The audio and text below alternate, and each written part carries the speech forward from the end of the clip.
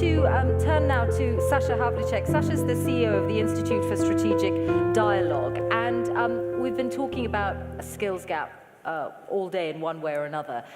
You did a report on this theme not long ago, Sasha. What questions were you asking and what did you find? Thank you very much. Firstly, can I just say, you've given me a huge inferiority complex now about my 3-year-old. And I'm now thinking that on the basis of judging on the basis of his mother's technological ineptitudes, I now realize that education may not be able to fill those gaps, even if we try very hard.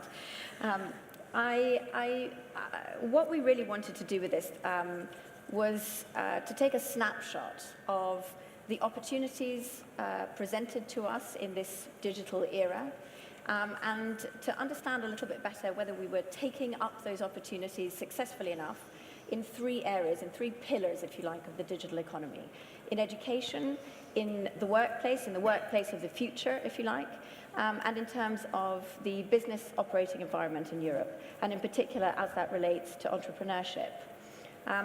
We've talked a lot about the skills gap, and I don't want to repeat what's gone before and been said very eloquently already. So maybe I'll focus on other gaps that have been less emphasized.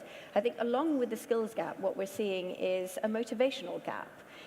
One of the interesting findings of the survey done by Vodafone here was that actually remarkably few young people were keen on going into business in the first place, so starting up their own companies. So there was an entrepreneurship issue there, but also specifically in the tech sector, even less the case. Which is so ironic, because this is an enabling, well, we love the technology, but it doesn't necessarily mean that we want to work with it or to invent something based on it. That's right, and there's a big gap there between results that you would find across Europe and other parts of the world. So in terms of competition, interesting that the Italians and the Spaniards were very keen on entrepreneurship, but actually they saw it as a last resort, not as an aspirational value.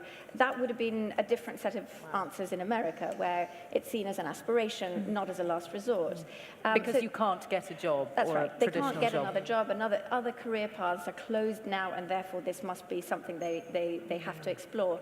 So there's a pessimism actually in this.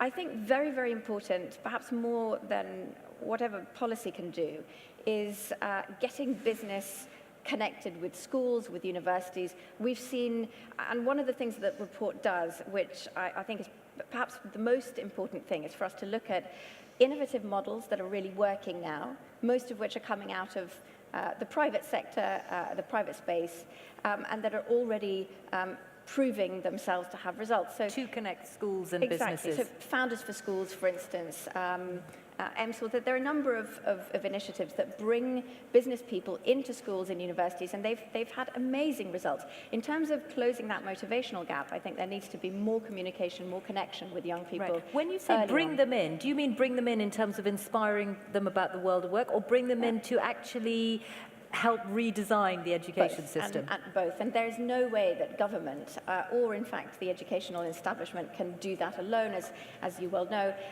Anything that proves itself in this space is developed alongside industry very closely. And so basic ICT packages that are absolutely necessary and that we've talked about in the report, alongside further education, all of that requires us to work alongside business to implement.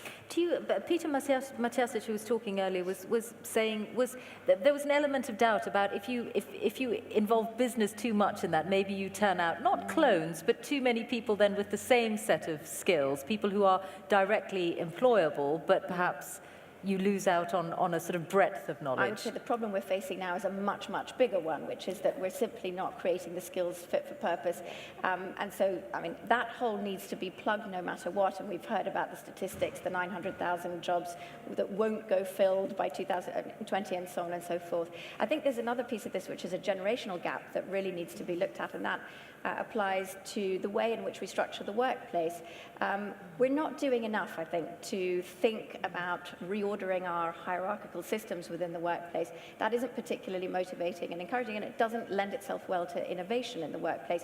So there's a whole series of suggestions in the report about how we can think through a hierarchy. Interestingly, Women seem to be particularly good at understanding youth needs, for instance, in the workplace. Diversity in the workplace tends to be a good solution in terms of intergenerational communication and collaboration. What we really need is an integration across a number of gaps, an integration across sectors that we've just talked about, an integration across generations. We need intergenerational problem solving in this space, and we need much more innovation in the workplace, including new business practices. Yeah. Well, on that note of diversity, may I say that it is very rare for me to be on a panel where women outnumber men. It's great to have you here, Lina, obviously, but I'm just going to enjoy the fact that we have four women up on the stage and only one man.